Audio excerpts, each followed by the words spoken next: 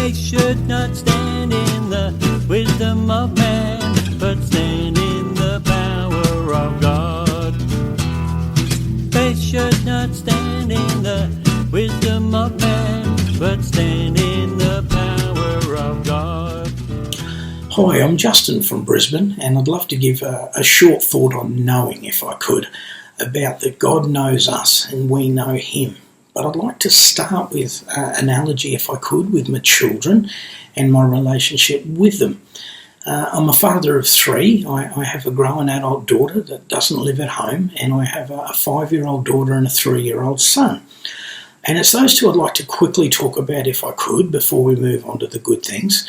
But the differences in the way we know our children and just observing them and what makes them tick and what makes them frustrated and what makes them happy and what brings them joy and what brings them angst. And just with the little boy and the little girl, the differences are quite remarkable. And I'm not just talking about the fact that one's a boy and one's a girl. It's just in their personalities. You know, one of them is very gentle by nature and very kind.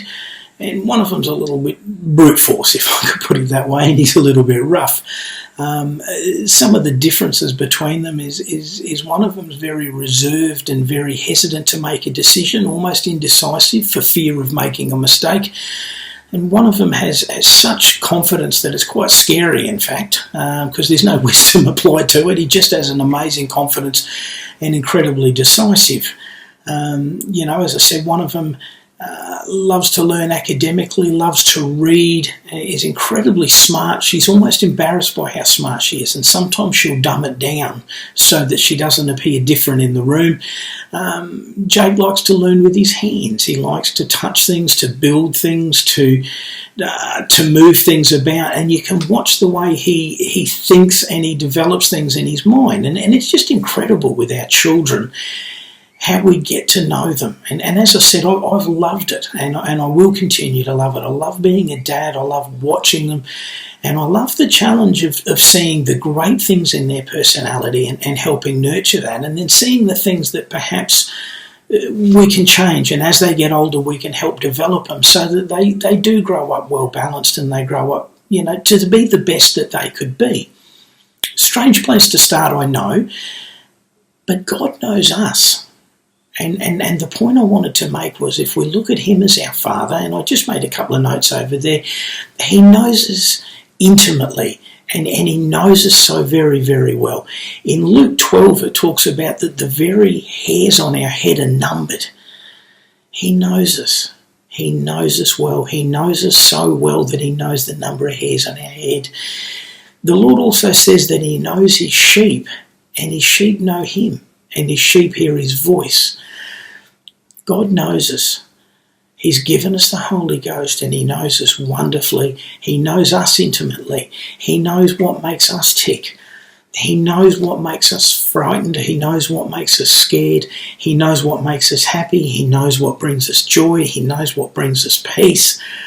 He knows us the way a father knows his child, and He loves us despite our human frailties, if I could put it that way. He loves us despite our baggage and things like that, because He sees us in a way that only a father can see his child, that purity and that love that God gives unto us.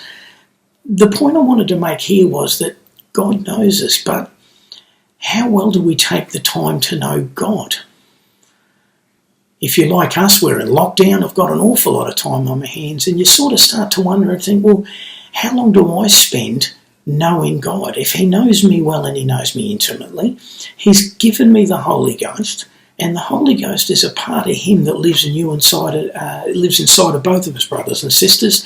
It lives within, it dwells within, and it becomes an intrinsic part of us. It becomes part of our nature. And we take the time to get to know our wives, we take the time to get to know our children, we get to know the people that work around us. But with the Holy Ghost, do we take every opportunity to know God and His will? Do we take every opportunity to understand His love and His compassion for mankind, not only for us as an individual, but for mankind in general? Do we take the time to spend in the Spirit? Do we build ourselves up on our most holy faith, praying in the Holy Ghost? Do we take those opportunities? Do we look at his scriptures and read them and study them and realise that they're a story and a history of his interaction with man and what it meant and what the sacrifices he made and the things that he's done for us? Do we take the time? Do we value the fellowship? I know for a lot of us, when this is finally over, I don't know that we'll take fellowship for granted, will we? I think we'll take every opportunity to get together and to fit into his body, to fit into it jointly. Sorry to rush that through, but hopefully you'll see the point there. Just as we know our children intimately, we know what makes them tick. God knows us in that very same way. But we owe it to ourselves and our Holy Ghost experience to know God in the way that he knows us, to make use of every resource that he's given us, to make available everything that he's done. God bless and stay safe, and hopefully we'll catch up soon. Wisdom of man.